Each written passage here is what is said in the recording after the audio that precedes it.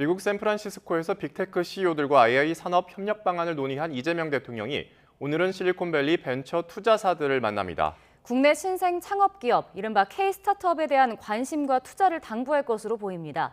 샌프란시스코 현지 연결해서 자세히 알아보겠습니다. 강진원 기자, 이 대통령이 오늘도 세일즈 외교 일정을 이어간다고요? 네, 그렇습니다. 이재명 대통령이 샌프란시스코 방문 이틀째인 오늘은 실리콘밸리에서 활동하는 벤처 캐피털 관계자들을 만납니다. 앤드리슨 호로위츠와 제너럴 캐털리스트 등 6개 주요 투자사 대표들이 한자리에 모이는 겁니다. 어제 내로라는 한미 주요 기업과 AI 산업 협력 확대의 뜻을 모았다면 오늘은 국내 신생 창업기업, 이른바 K-스타트업을 위한 행보에 나선 겁니다. 이 대통령은 이 자리에서 국내 유망 스타트업에 대한 실리콘밸리 벤처 자본의 관심과 투자를 요청할 거로 예상됩니다. 이번 만남에서는 또 벤처기업 육성을 위한 노하우 공유 방안도 다뤄질 거로 보입니다. 이 대통령은 전통적인 방식으로 좋은 일자리를 만들어내는 데는 한계가 있다며 청년 실업과 양극화 극복의 해법으로 창업을 강조하고 있는데요. 실리콘밸리는 전 세계에서 가장 역동적인 창업과 벤처 생태계를 보유한 곳으로 꼽히기 때문입니다. 오늘 국민연금공단과 실리콘밸리 벤처 투자사들이 양해각서를 맺고 장기 파트너십을 구축하기로 한 것도 그 연장선에 있는 거로 풀이됩니다.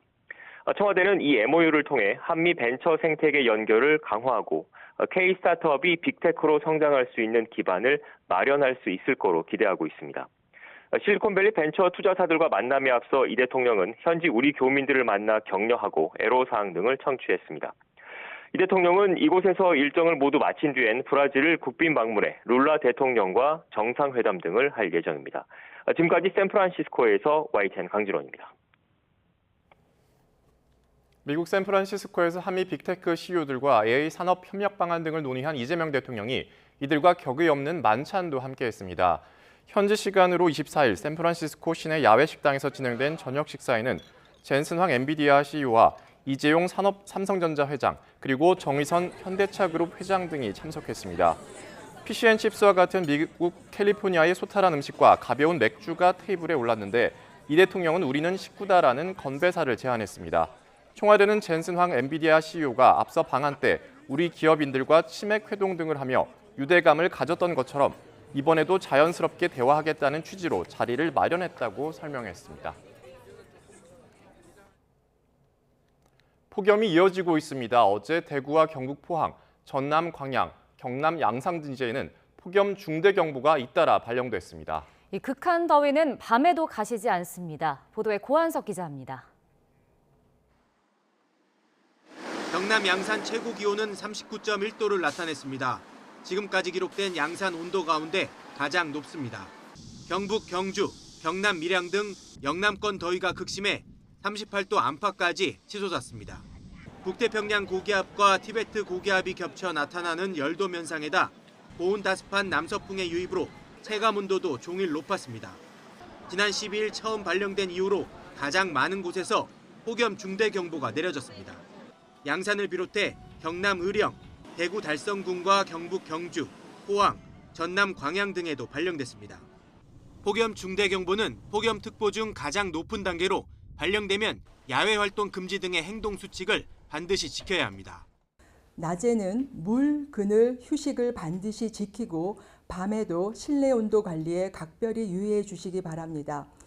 밤이 돼도 기온은 크게 떨어지지 않습니다. 전국 대부분 지역에 밤 최저 기온이 25도 이상을 기록해 열대야주의보가 확대 발령됐습니다. 기상청이 지난 53년 동안의 관측 자료를 분석한 결과 최근 10년 열대야 일수는 관측 초기보다 3배나 급증한 것으로 나타났습니다. 기후위기로 인한 지구온난화로 밤낮 없는 더위는 갈수록 극심해지고 있습니다. YTN 고한석입니다. 찜통더위 속에 온열 질환자 발생이 속출했습니다. 어제 오후 3시 25분쯤 충남 공주시 정안면에서는 60대 남성이 열경련 증상을 일으켜 병원으로 이송되는 등 충남 지역에서만 3건의 온열 질환 출동이 있었습니다. 전남 광주에서도 오전 9시 30분쯤 여수시 학동에서 논에 있던 50대 남성이 열사병 증상으로 병원에 이송되는 등 2건이 접수됐습니다. 질병관리본부는 올해 들어 그제까지 온열 질환자 1,200여 명이 발생했고 5명이 숨진 것으로 집계했습니다. 막바지 장맛비가 지나고 나면 본격적인 여름 휴가철, 이른바 7말 8초에 접어듭니다. 장마 뒤엔 햇볕에 막대한 수증기가 더해진 이른바 초수분 더위와 기습호우, 태풍 북상이 피서철 날씨의 최대 변수가 될 전망입니다. 보도에 정혜윤 기자입니다.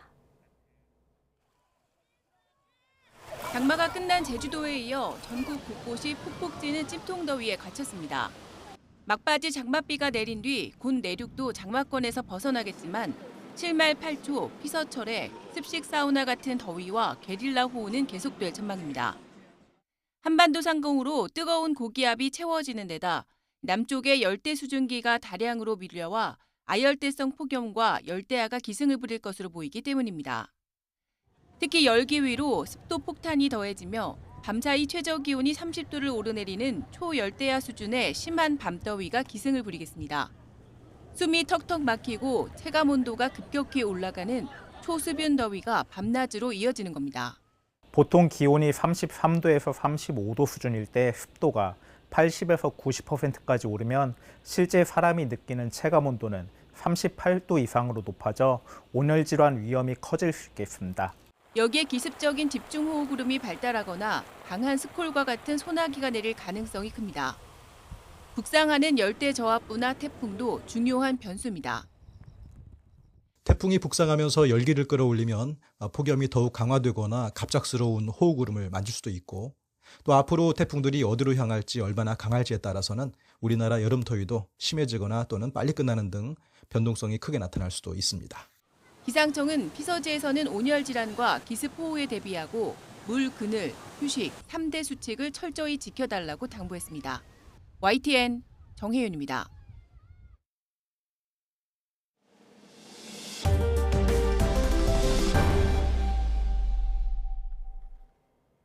정성호 법무부 장관이 자신의 거취 문제와 관련해 사퇴 의지는 대통령실 참모들을 통해 오래전부터 전달했다고 설명했습니다. 정 장관은 어제 YTN에 대통령에게 직접 이야기는 안 했으나 사퇴 의지는 오래전부터 참모들을 통해 전달했다며 이같이 전했습니다. 다만 사의를 공식 표명한 사실은 없다고 덧붙였습니다. 또 미국 순방 중인 이 대통령 귀국 이후 공식 사표 제출 의향이 있는지에 대한 질문에는 별다른 답변을 하지 않았습니다. 이렇게 정성호 법무부 장관이 보안수사권 완전 폐지 추진과 맞물려 사의를 밝힌 거로 알려지면서 야권은 즉각 사퇴 쇼라고 평가절하했습니다.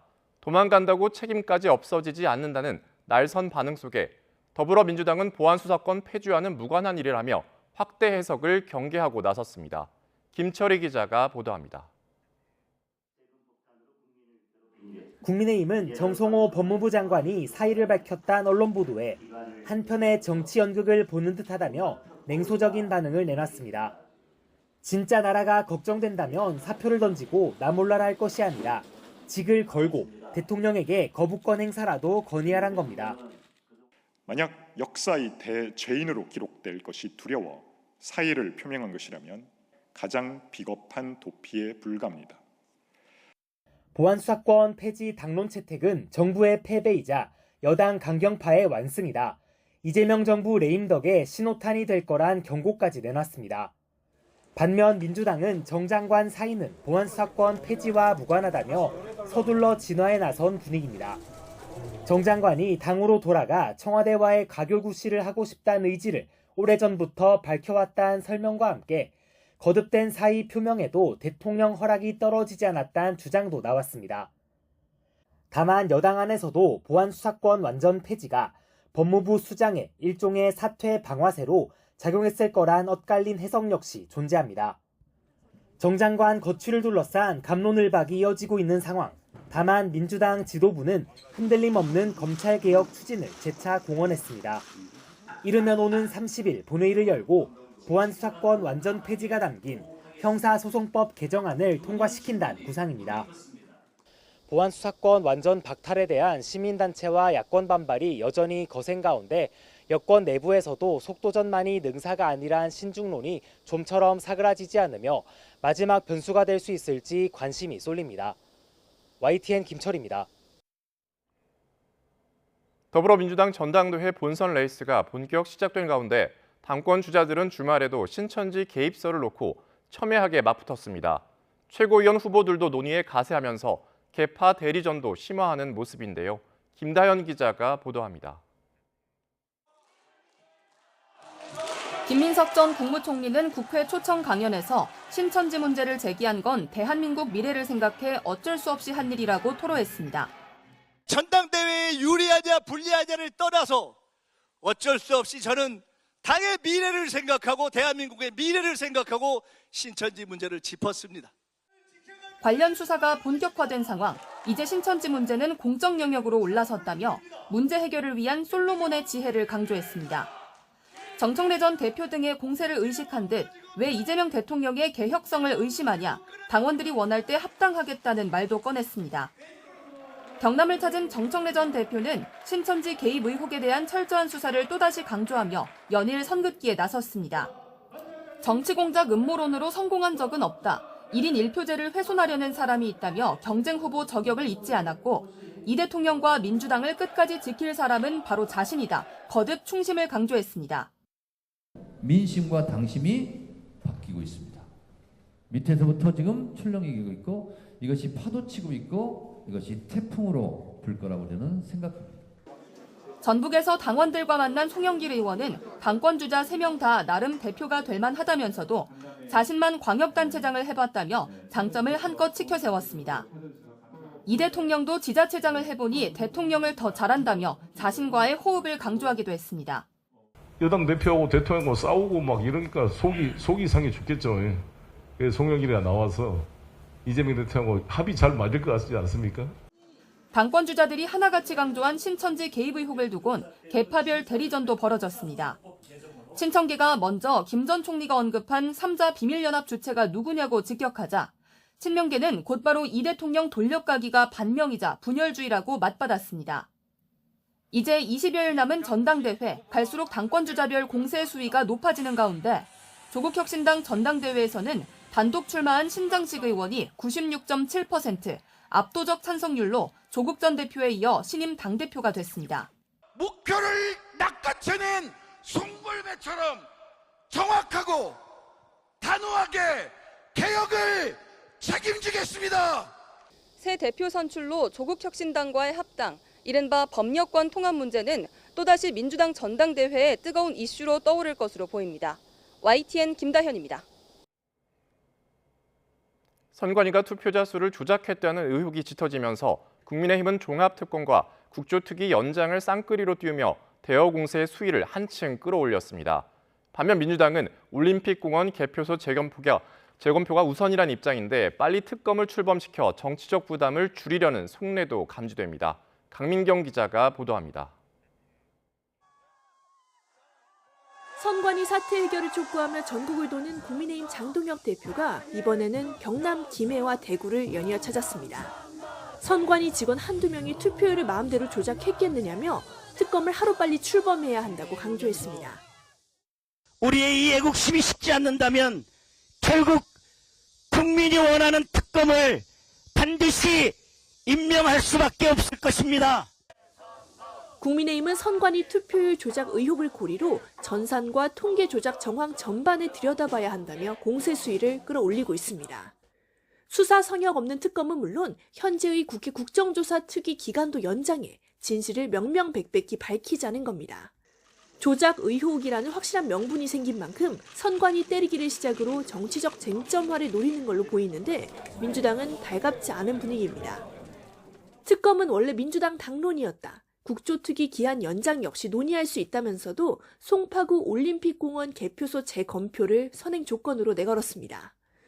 길어지는 올공 시위가 부담스럽다는 기류가 읽히는데 민주당 일각에선 앞서 합의한 선관위 특검을 빨리 출범해 수사를 지원하는 게 낫지 않겠느냐는 의견도 나옵니다. 연장 관련해서는 논의된 바가 아직은 없고 지금 특검이 합의가 됐지 않습니까? 오히려 특검 쪽에서 하는 게 좋지 않을까요? 여야가 가뜩이나 수사 대상과 범위를 놓고 이견을 보이던 가운데 야당이 국조특위 연장과 선관위 종합특검 여론전까지 불을 지핀 상황. 당장 약속대로 특검법이 7월 임시국회 문턱을 넘을지 확신하기 어려워졌습니다. 여야는 앞으로 열흘 남짓 남은 임시국회 기간 내내 치열한 협상 줄다리기를 이어갈 걸로 보이지만 난항이 불가피할 걸로 보입니다. YTN 강민경입니다.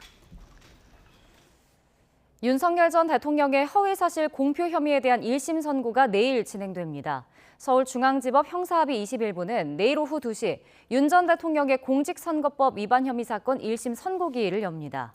윤 전 대통령은 대선 후보 시절이던 지난 2022년 1월 한 인터뷰에서 건진법사 전성배 씨를 아내와 함께 만난 사실이 없다는 취지로 발언한 혐의 등으로 기소됐고 특검은 징역 2년을 구형했습니다. 공직선거법상 당선 무효형인 벌금 100만 원 이상이 대법원에서 최종 확정되면 국민의힘은 기탁금과 보전받은 선거비용 등 397억 원을 반환해야 합니다. 윤 전 대통령 부부와 오세훈 서울시장의 명태균 여론조사 관련 하급심 판단이 재판부마다 엇갈렸습니다. 이제 김건희 씨 사건이 넘어가는 대법원 전원합의체에서 교통정리가 이뤄질 것으로 보이는데요. 어떤 부분에서 판단이 달랐는지 이준엽 기자가 정리했습니다. 김건희 씨의 1, 2심 무죄 판결 당시만 해도 재판부 판단은 일관됐습니다. 명태균 씨가 윤석열 전 대통령 부부에게 건넨 여론조사는 본인의 영업과 정치적 목적을 위해 독자적으로 실시했을 뿐이라는 겁니다.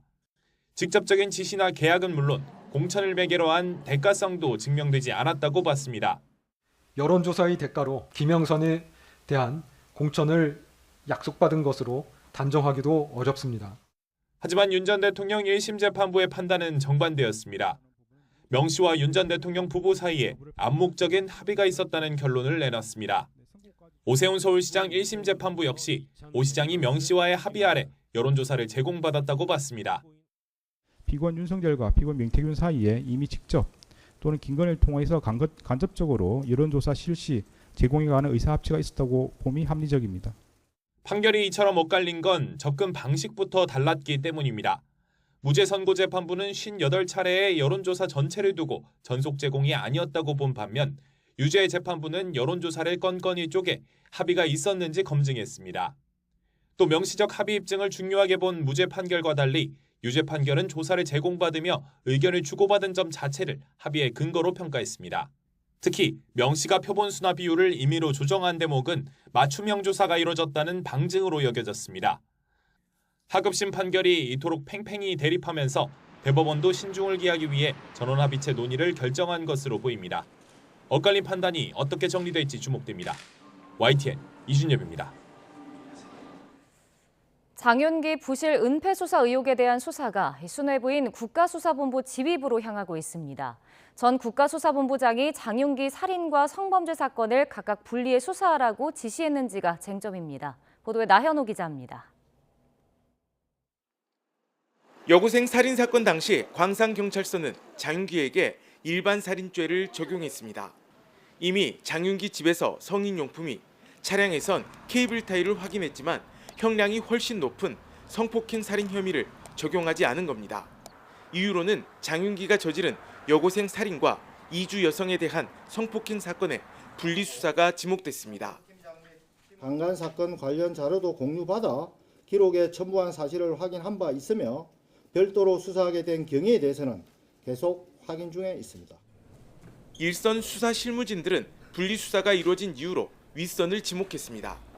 광산경찰서 형사과장은 3차례 병합 수사를 건의했지만 상부에서 거절당했다고 주장했습니다. 광주시경을 통해서 두 사건을 병합해서 형사팀이 함께 수사할 수 있게 해달라고 요청을 했는데 한 3차례 정도 했거든요. 근데 3차례 모두 병합하지 말라는 취지로 국가수사본부에 지침이 내려와서 국가수사본부 강력계장도 공석이던 강력과장을 대신해 당시 박성주 본부장에게 병합 수사 필요성을 보고했습니다. 하지만 박 본부장이 분리수사 지침을 내렸다고 진술한 거로 알려졌습니다. 박성주 본부장이 지시한 적 있어요? 성범죄 사건 드러나지 않게 해달라고 했습니까? 박 전 본부장은 피해자 보호 말고는 다른 의도가 없었다며 축소나 은폐 의혹을 전면 부인하고 있습니다. 국가수사본부 수뇌부까지 의혹의 당사자가 되면서 경찰청 특별수사단의 수사도 맨 윗선을 겨냥하게 됐습니다. 주말에도 당시 광주경찰청 형사과장을 참고인 신분으로 불러 국가수사본부로부터 지휘와 보고 체계가 어떻게 이루어졌는지 조사를 이어갔습니다. YTN 나인호입니다. 장윤기 사건 부실 은폐 의혹이 벌어진 광주에서 최장 19년을 지역에서만 근속한 경감이야 경찰관이 800명이 넘는 것으로 나타났습니다. 더불어민주당 최현일 의원실이 경찰청에서 받은 자료를 보면 광주의 경감이야 장기 근속 경찰관은 3,400여 명으로 이 가운데 23%인 804명이 19년 근속자였습니다. 10년 이상 근속한 광주 경찰관도 2,000명이 넘었습니다. 사우디아라비아 주도의 아랍연합군이 예멘의 항구 도시를 공습한 데 대한 보복으로 후티 반군이 사우디 국영 석유회사 아람코의 시설을 미사일과 드론으로 공격했습니다. 이어 사우디가 보복에 나서면 확전을 불사하겠다고 경고해 중동 제2전선인 홍해 쪽의 긴장이 고조되고 있습니다. 후티 반군은 현지 시각으로 25일 오후 발표한 성명에서 사우디 지잔과 얀부에 있는 정유시설 등을 겨냥해 수십 기의 미사일과 드론을 발사했다고 밝혔습니다. 후티 반군은 이번 공격의 목표를 성공적으로 달성했다고 주장했으며 사우디 측은 아직 반응을 내놓지 않고 있습니다. 공습을 이어갔던 미국과 이란이 2주 만에 공습을 중단했습니다. 13일 연속 매일 공습 사실을 발표했던 미 중부사령부는 공습 발표를 하지 않았고 이란과 주변 걸프 국가에 대한 공습을 중단하면서 양측 간 공습은 소강 상태에 접어들었습니다. 앞서 전날 트럼프 대통령은 이란과 진지하게 대화하고 있지만 이번에도 합의가 안 될 경우 즉각적인 군사적 행동에 나서겠다고 밝혔습니다. 다만 이란 전쟁 정선이 호르무즈 해협에 이어 홍해와 아덴만을 잇는 핵심 관문인 바브 엘만데브 해협으로도 확대되자 미군은 이에 대한 대비 태세를 강조했습니다. 젤렌스키 우크라이나 대통령이 러시아가 북한군 3만 명의 추가 파병을 원하고 있으며 이미 접경지 배치를 준비하고 있다고 주장했습니다. 지금까지의 파병 규모를 훌쩍 뛰어넘는 대규모인데 추가 파병이 현실화할 경우 상당한 파장이 예상됩니다. 유투건 기자가 보도합니다. 젤렌스키 대통령은 영상연설을 통해 북한군의 대규모 추가 파병 가능성에 관련된 움직임을 언급했습니다. Росія хоче отримати ще 30 тисяч військових з Північної Кореї. Вже з червня готуються у Воронезькій області, щоб їх прийняти. 보로네시는 러시아 남서부에 있는 지역으로 우크라이나와 일부 국경을 맞대고 있습니다. 젤렌스키 대통령은 또 북한이 러시아에 새로운 탄도미사일 발사대를 공급할 준비를 하고 있다고 밝혔습니다. 그러면서 이러한 움직임은 우크라이나뿐 아니라 북한 미사일 사정권에 있는 모든 아시아 국가의 위협이라고 강조했습니다. Росія допомагає Північній Кореї навчатись війні. Вона покращує їхню зброю, дає їм досвід реального застосування зброї. Все це загроза.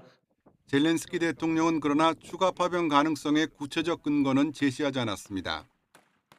앞서 최선희 북한 외무상은 지난 19일 모스크바를 방문해 푸틴 대통령을 만났으며 푸틴 대통령은 북한의 군사적 지원에 거듭 감사를 표시했습니다.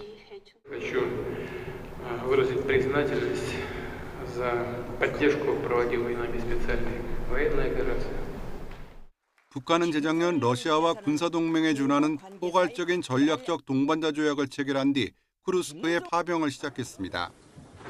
4차례에 걸쳐 최대 2만 명 정도를 파견한 것으로 추정되며 최전선에 투입된 전투병을 중심으로 6천 명의 사상자가 나온 것으로 알려졌습니다. YTN 유투원입니다. 전 세계가 이례적인 여름 폭염과 함께 통제불능의 산불로 몸살을 앓고 있습니다. 세 번째 폭염이 찾아온 유럽에서는 산불이 유서 깊은 숲들을 삼키고 있고 캐나다발 산불 연기는 바다 건너 미국 전역의 대기질까지 위협하고 있습니다. 한상옥 기자가 보도합니다. 칠흑 같은 밤하늘 위로 붉은 화염이 쉴 새 없이 치솟습니다. 소방차들이 불길을 뚫고 질주하며 연신 물을 뿜어대지만 기세를 꺾기엔 역부족입니다. 유럽 전역이 올여름에만 벌써 세 번째 찾아온 폭염 속에 메말라가면서 이베리아 반도부터 프랑스까지 대형 산불로 타들어가고 있습니다. 대서양 건너 북미 대륙도 사정은 마찬가지입니다. 캐나다 전역에서 대형 산불이 잇따르면서 도심 전체가 거대한 연기 장막에 갇혔습니다. 바람을 타고 남아한 연기가 미국 수도 워싱턴과 뉴욕까지 뒤덮어 대기질 지수가 최고 단계인 위험 수준에까지 치솟았습니다. Of course, climate change is one key reason here. When we warm our atmosphere, it means it could take more water from the vegetation. It can dry out the vegetation more, and that simply means the vegetation becomes more flammable. 지구 온난화로 인해 전 세계적으로 불이 나기 쉬운 환경인 이른바 산불 날씨 시즌은 지난 40년간 20% 이상 길어졌습니다. 여기에 유럽 등의 농촌 인구 감소로 관리를 안 해 무성해진 잡목님들이 거대한 불쏘시개 역할을 하면서 화재의 규모를 걷잡을 수 없이 키우고 있습니다. 산불이 연례화하면서 각국은 기후변화보다 앞서 식생을 미리 태워 없애는 사전관리법 등을 도입하고 있습니다. So essentially burn the landscape, at least landscapes that are naturally used to fire, burn those during conditions when the fire risk is low. That means you can remove all the fine fuel, the fine material, and when then a fire arrives under more severe weather conditions, it will burn much more mildly. 전문가들은 장기화한 산불 전기가 식수원을 오염시키고 생태계를 파괴하는 등 인류에게 또 다른 부메랑이 돼 돌아올 거라고 경고합니다. 더 잦아지고 더 독해진 지구촌 산불. 이제 단순한 자연재해를 넘어 인류의 생존을 압박하는 기후위기의 엄중한 경고음이 되고 있습니다. YTN 한상욱입니다. 프랑스와 스페인을 덮친 최악의 산불로 현지 시간으로 25일까지 26만 명이 넘는 주민이 긴급 대피했습니다. 프랑스 당국은 남서부에서 발생한 두 건의 산불로 19만여 명이 대피했고 불길이 확산할 경우 추가로 대피 명령이 내려질 수 있다고 밝혔습니다. 국가 비상사태까지 선포된 스페인에선 수도 마드리드 인근의 산불이 계속 확산하면서 현재까지 7만 명이 집을 떠나 대피했습니다. 지난해 전국 하수에서 역대 가장 많은 31종의 불법 마약류가 검출됐습니다. 분석 대상과 검사 지점을 늘릴수록 우리 사회에 파고든 불법 마약의 민낯이 더욱 선명히 드러나고 있습니다. 보도에 이문석 기자입니다. 식품의약품안전처는 불법 마약류 사용 실태를 확인하기 위해 지속해서 하수 시료를 분석하고 있습니다. 지난해부터는 분석 대상을 16배 늘렸고 검사 지점도 2배 확대했습니다. 그랬더니 검출된 불법 마약류 종류가 31종에 달해 1년 전보다 4배 넘게 늘어났습니다. 합성 대마가 21종으로 가장 많았고 케타민, 캐치논계가 각각 3종으로 뒤를 이었습니다. 헬로윈 당일에 유흥시설 주변 하수 검사도 해봤습니다. 인근 주거지에선 나오지 않은 코카인, 엑스터시 등 클럽 마약으로 불리는 8종이 검출됐습니다. 필로폰은 올해도 검사를 진행한 전국 모든 하수 처리장에서 확인됐습니다. 그런데 평균 사용량이 2024년 1000명당 하루 9.86mg이던 것이 지난해 85mg으로 9배 가까이 뛰었습니다. 실제 투약량이 급증했다기보다 하수처리장뿐 아니라 인구 밀집 지역까지 검사 지점을 확대해 더 현실적인 결과가 나왔다는 분석입니다. 불법 마약의 검출과 사용 행태를 파악하는 걸 좀 강화하려고 디자인을 했기 때문에 전년도와 더 직접 비교하는 것은 좀 어렵습니다. 불법 마약류 조사 결과는 수사기관과 지자체에 전달돼 단속에 활용됩니다. 식약처는 올해 인구 밀집 지역과 불법 마약류 사용 가능성이 큰 유흥시설 인근으로 하수 검사 지점을 더 확대했다고 밝혔습니다. YTN 이문석입니다. 얼마 전 e스포츠 스타 페이커가 경찰 제복을 입어서 화제가 됐습니다. 청소년 사이버 도박 예방 홍보대사로 위촉된 건데 경찰은 처벌보다 회복에 방점을 찍고 다음 달까지 자진 신고를 받습니다. 김다연 기자의 보도입니다. 최근 경찰의 덜미가 잡힌 5천억 원대 불법 도박 사이트는 청소년까지 범죄에 끌어들였습니다.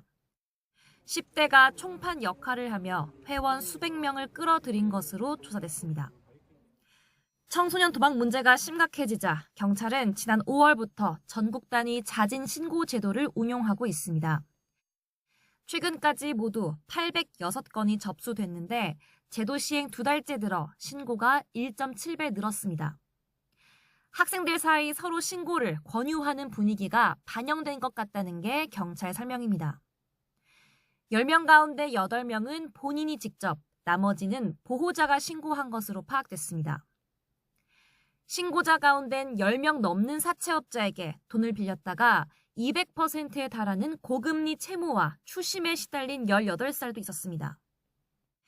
평균 도박 기간은 10개월. 경찰은 조기 개입이 청소년 도박 중독을 막는 핵심이라고 보고 최근 e스포츠 스타 페이커를 홍보대사로 위촉해 신고를 독려했습니다. 프로게이머 생활을 하면서 저도 이제 청소년기에 좀 방황하기도 하고 되게 좀 고민도 많았었는데 제 자리에서 최선을 다하면서 좋은 영향을 많이 드리고 싶습니다. 자진 신고자는 상담과 중독 평가를 거쳐 치유 프로그램에 우선 연계되고 처분도 훈방이나 즉결 심판 청구 등으로 선처받을 수 있습니다. 신고는 국번 없이 117로 가능하며 자진 신고 제도는 다음 달 31일까지 시행됩니다. YTN 김다현입니다. 삼성전자가 접히는 스마트폰 화면 비율을 바꾸고 모델 종류도 3종으로 늘렸습니다. 오는 9월 애플의 첫 폴더블 아이폰 출시가 예상되는 가운데 시장 주도권을 굳히려는 승부수를 던졌습니다. 보도에 박기환 기자입니다. 마치 여권을 손에 쥔 듯한 크기. 덮여있던 액정을 펴면 처음 보는 4:3 비율의 화면이 나타납니다. 삼성전자의 폴더블 시리즈 갤럭시 Z 폴드 8입니다. 두께는 4.1mm로 역대 폴드 시리즈 가운데 가장 얇은 모델입니다. 삼성전자는 최상위 모델인 갤럭시 Z 폴드 8 울트라와 더 가벼워진 플립 8까지 모두 3종의 폴더블 신작을 발표했습니다. 삼성전자는 또 인공지능을 더 넓게 활용하는 등 이번 갤럭시 Z A 시리즈에 더 공을 들인 모습입니다. 무엇보다 영원한 숙적 애플이 올해 하반기 처음으로 폴더블 폰 출시를 예고하면서 선제 공격에 나선 것으로 풀이됩니다. 앞으로 발전되는 모바일 AI의 발전에 미리 준비하게 만들 건가가 굉장히 중요한데 이런 부분이 어떤 회사보다 우리 갤럭시, 삼성전자 갤럭시가 가장 앞서 있다고 생각하고 애플은 오는 9월 아이폰 18 프로와 함께 첫 폴더블 폰을 공개할 것으로 예상됩니다. 글로벌 폴더블 폰 시장에서는 삼성전자가 지난해 40%를 점유하며 압도적 1위를 유지해왔습니다. 하지만 애플이 올해 폴더블 아이폰을 출시하며 단숨에 점유율 2위를 차지할 것이라는 전망도 나옵니다. 관건은 얼마나 혁신적인 새로운 제품으로 소비자들의 마음을 사로잡느냐는 겁니다. 제가 계속 갤럭시만 사용해와가지고 애플 나오면 어떤 정도의 이 주름 접힘이 이런 게 좀 궁금하기는 합니다. 다른 앱의 최적화 같은 것들이 어느 정도 빨리 되느냐가 좀 관건일 것 같아요. 경쟁은 스마트 글라스로도 번지고 있습니다. 메타가 사실상 독주하고 있는 스마트 글라스 시장에 삼성전자가 도전장을 냈습니다. 구글, 퀄컴과 공동 개발한 AI 스마트 글라스 2개 제품을 선보이면서 시장 판도에 어떤 변화를 가져올지 주목됩니다. YTN 박기환입니다. 현재 대기 불안정으로 의정부와 연천, 양주에는 시간당 20mm 안팎의 강한 소나기가 내리고 있습니다. 오늘 저녁까지 곳곳에서 돌풍과 벼락을 동반한 요란한 소나기가 예상됩니다. 잠시라도 바깥에 있기가 어려운 날씨죠. 대부분 지방에 폭염특보가, 특히 경주와 포항 등 영남 곳곳과 전남 광양에는 폭염 중대경보가 내려져 있습니다. 또 강원도를 제외한 대부분 지방에는 열대야 주의보도 발효 중입니다. 지난 밤 사이에도 25도를 웃돌면서 열대야가 나타난 곳 많은데요. 현재 서울 기온이 26.9도고요. 낮 기온은 서울이 33도, 대구가 37도까지 오를 것으로 보입니다. 날씨였습니다. 이상으로 YTN 뉴스타트 마칩니다. 시청해주신 여러분 고맙습니다.